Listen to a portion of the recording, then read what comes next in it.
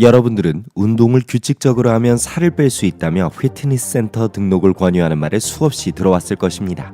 어떨 때는 살 빼는 운동이라고 소개되는 운동 영상을 열심히 따라한 적도 있을 것입니다. 우리는 무의식 중에 살을 빼기 위해서는 운동을 해야 한다는 생각을 가지고 있습니다. 그러나 운동을 해야 살을 뺄 수 있다는 것이 과학적인 근거가 있는 것일까요? 결론부터 말하면 과학적인 연구에 의하면 운동은 살을 빼는 것에는 거의 도움이 되지 않습니다. 1958년 막스 위시나우스키가 발표하여 지난 수십 년 동안 절대적 원칙처럼 여겨졌던 3,500칼로리의 법칙이 있습니다.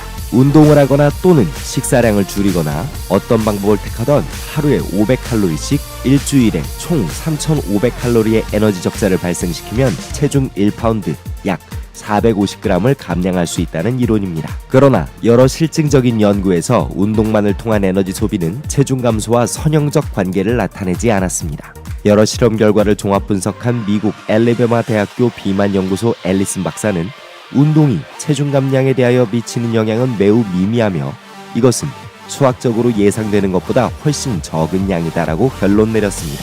체중 감소 연구 분야의 저명학자인 미국의 다이아나 박사와 많은 과학자들도 3,500칼로리의 원칙은 지나치게 단순화된 원칙이며 인간의 에너지 대사 과정은 정적 시스템이 아닌 적응이라는 현상이 발생하는 동적 시스템으로 봐야 한다고 밝혔습니다. 그렇다면 과학자들은 왜 운동이 살을 빼는 데에는 거의 쓸모가 없다고 할까요? 첫 번째 이유는 운동이 전체 에너지를 소비하는 데 기여하는 비율 자체가 매우 작다는 것입니다.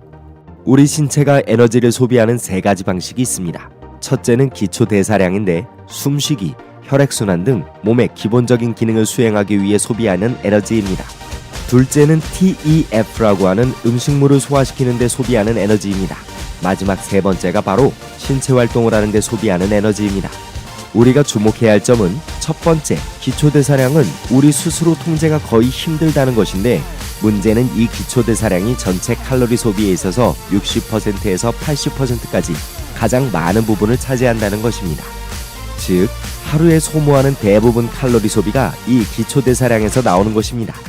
두 번째, TEF, 즉 음식을 소화시키는 데 소비되는 에너지는 약 10%를 차지합니다.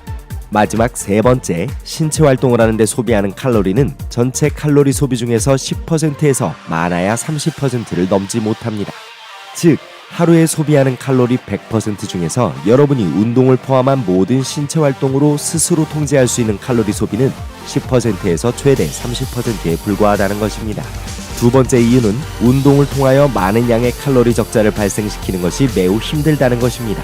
한 연구에서 칼로리 섭취량 등 모든 것을 일정하게 유지하게 하고 체중 90kg의 사람에게 한 달 동안 일주일에 4일 하루에 1시간씩 중간 강도의 러닝을 하게 하였더니 2kg의 체중이 감소되었습니다. 만약 식사량을 조금이라도 늘렸거나 운동 후 휴식 시간을 늘렸다면 체중은 거의 감소하지 않았을 것입니다. 라면 한 그릇의 칼로리를 소비하기 위해서 우리는 4시간 동안 쉬지 않고 걷거나 1시간 동안 쉬지 않고 달려야 합니다. 세 번째 이유는 운동이 미묘한 방식으로 오히려 체중 감량을 방해하고 있다는 것입니다. 과학자들은 운동을 시작했을 때 사람들의 행동 양식과 생리적인 면에서 다양한 적응 현상이 발생하는 것을 확인했습니다. 2009년 미국 루이지애나 주립대학교, 2012년 미국 몽클레어 주립대학 연구에서 운동 후에 사람들의 음식 섭취량이 증가하는 것을 발견했습니다. 많은 사람들이 운동 중에 많은 칼로리를 소비했다고 과대평가하거나 혹은 운동 후에 배고픔을 심하게 느꼈기 때문에 더 많은 음식을 섭취했습니다. 2014년 프랑스 파스칼 대학교 연구를 보면 사람들은 운동을 끝낸 후 일상생활에서 무의식적으로 에너지를 덜 소비하는 방식으로 행동 양식이 바뀌는 것을 확인했습니다. 가령 계단보다는 엘리베이터를 선호한다든지 혹은 휴식을 목적으로 자주 드러눕는다든지 하는 신체 활동을 적게 하는 방식으로 변화한다는 것입니다. 이것을 보상행동이라고 하며 우리 인간은 무의식 중에 운동 중에 소비된 칼로리를 만회하기 위하여 다양한 행동의 변화를 하게 됩니다. 네 번째 이유는 운동은 우리 신체 내부적으로 에너지를 더 많이 저장하도록 생리적 변화를 일으킨다는 것입니다. 이것을 대사적 보상이라고 하며 신체는 운동 등으로 스트레스를 받으면 운동의 강도를 변화시키려는 생리적 변화, 즉 보상 메커니즘이 작동하기 시작합니다. 즉, 신체는 본능적으로 살을 빼려는 운동 행위에 적극적으로 저항을 하게 됩니다. 이것은 많은 연구를 통하여 과학적으로 잘 정립이 되어 있는데, 운동을 시작한 사람의 기초 대사량이 떨어지거나 혹은 운동할 때를 제외한 일상 행동을 할 때는 에너지 소비율을 떨어뜨리는 변화로 나타납니다. 즉, 미래의 에너지 소비를 위해 신체가 저절로 에너지를 저장하려는 현상이 발생하는 것입니다. 과학자들은 이것을 신체가 가진 본능적인 생존 메커니즘의 일부라고 밝혔습니다. 다섯 번째 이유는 운동을 통한 칼로리 소비에는 상한선이 있을 수 있다는 것입니다. 2016년 현대 생물학 저널에 발표된 연구를 보면 운동을 하는 도중에 어떤 특정한 시점에 이르면 칼로리 소비율이 급격하게 저하되는 것을 발견했습니다. 과학자들은 신체는 진화론적 본능 때문에 운동을 할 때 어떤 특정 시점에 이르면 에너지 소비율을 제한하도록 노력하는 것 같다고 밝혔습니다. 이제 우리는 살이 찌는 원인에 있어서 운동을 안 하는 것과 음식으로 너무 많은 칼로리를 섭취하는 것이 동등한 비율로 책임이 있다는 비과학적인 오류에서 벗어나야 합니다.